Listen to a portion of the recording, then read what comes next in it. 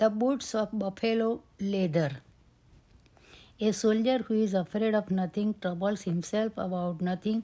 One of this kind had received his discharge, and as he had learned no trade and could earn nothing, he travelled about the and begged alms of kind people.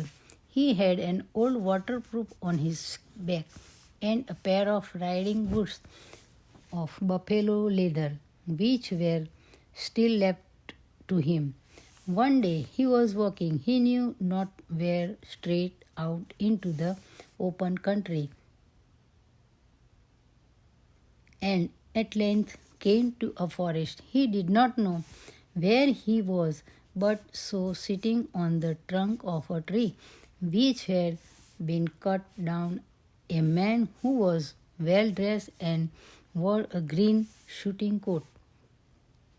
The soldier shook hands with him, sat down on the grass by his side, and stretched out his legs. I see you have good boots which are well blacked, said he to the huntsman. But if you had to travel about as I have, they would not last long. Look at mine, they are of buffalo leather and have been worn for a long time, but in them I can go through thick and thin. After a while, the soldier got up and said, I can stay no longer. Hunger drives me onwards, but brother bright boots, where does this road lead to? I don't know that myself, answered the huntsman. I have lost my way in the forest. Then you are in the same plight as I, said the soldier. Birds of a feather flock together. Let us remain together and seek our way. The huntsman smiled a little, and they walked on further and further until night fell. We do not get out of the forest, said the soldier, but there in the distance I see a light shining, which will help us to something to eat. They found a stone house, knocked at the door, and an old woman opened it. We are looking for quarters for night, said the soldier, and some lining for our stomachs. For mine is as empty as an old knapsack. You cannot stay here, answered the old woman. This is a robber's house, and you would do wisely to get away before they come home, or you will be lost. It won't be so bad as that, answered the soldier.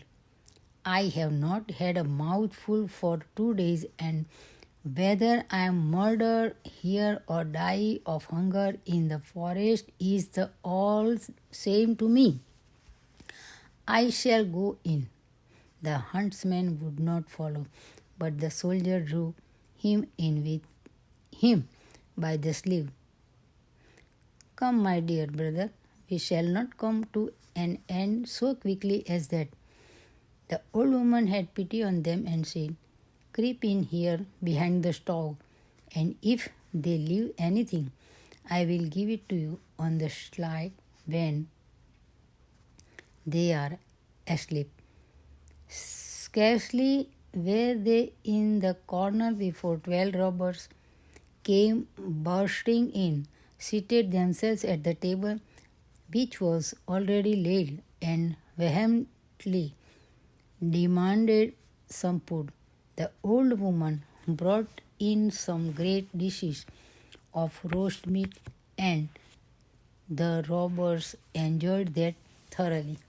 When the smell of the food reached the nostril of the soldier, he said to the huntsman, I cannot hold out any longer. I shall seat myself at the table and eat with them. You will bring us to destruction, said the huntsman, and held him back by the arm. But The soldier began to cough loudly. When the robbers heard that, they threw away their knives and forks, leaped up. They threw their away knives and forks, leapt up, and discovered the two who were behind the stove. Aha, gentlemen, are you in the corner? Cried they. What are you doing here? Have you been sent as spies? Wait a while, and you shall learn how to fly on a dry bow. But do be civil, said the soldier.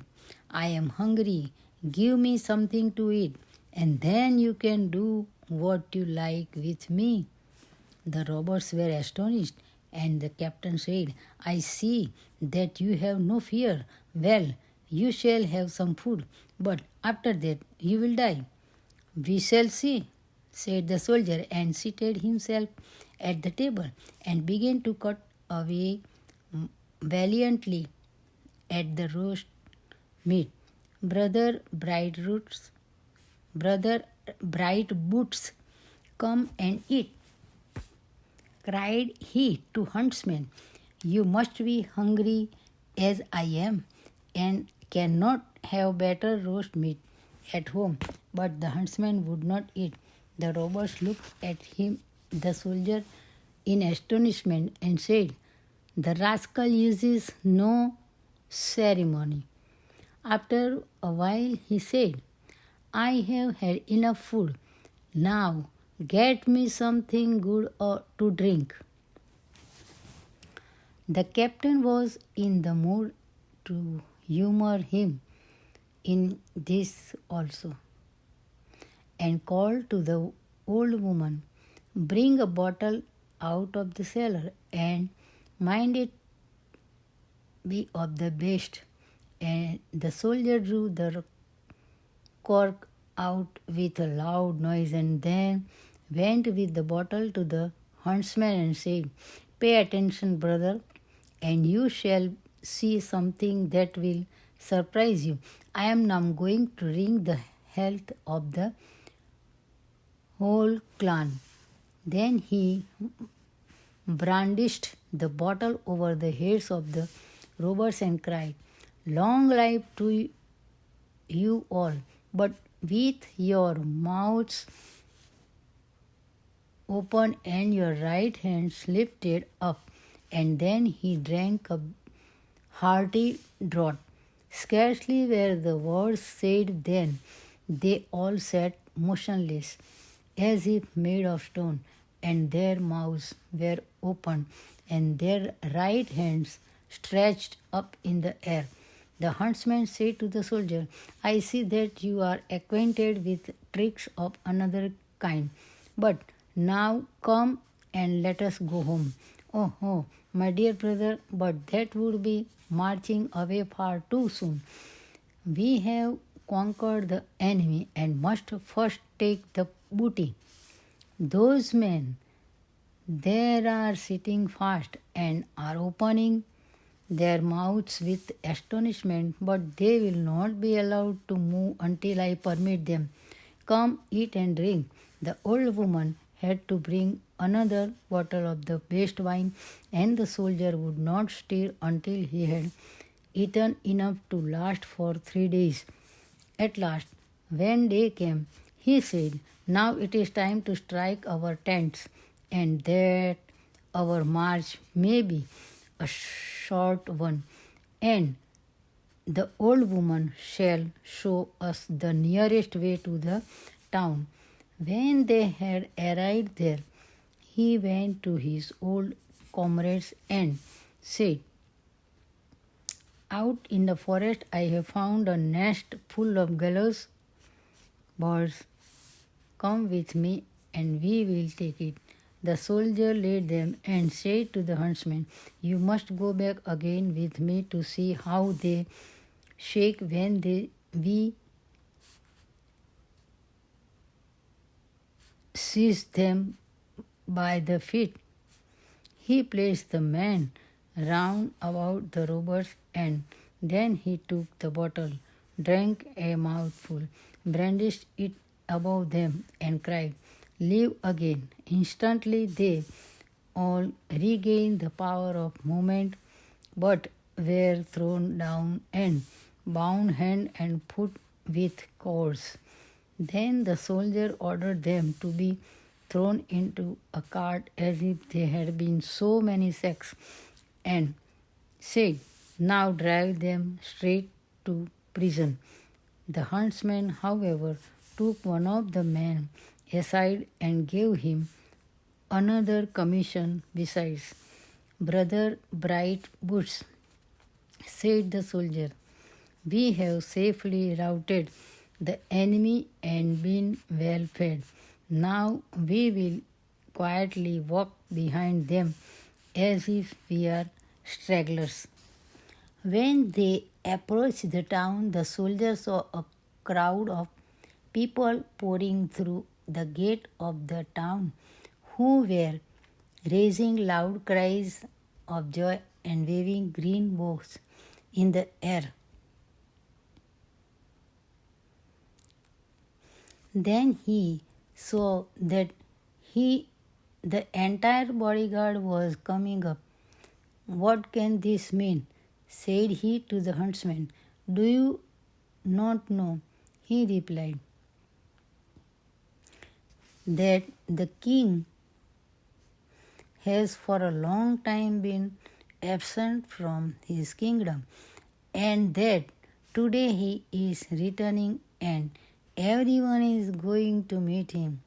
"But where is the king?" said the soldier. "I do not see him." "Here he is," answered the huntsman. "I am the king and have announced my arrival." Then he opened his hunting coat, and his royal garments were visible.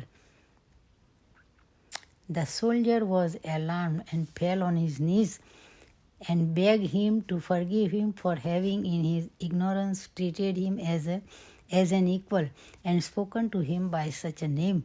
But a king shook hands with him and said, "You are a brave soldier and have saved my life.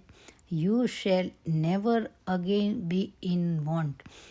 I will take care of you, and if ever you would like to eat a piece of a roast meat as good as that in the robber's house, come to the royal kitchen. But if you would drink a health, you must first ask my permission."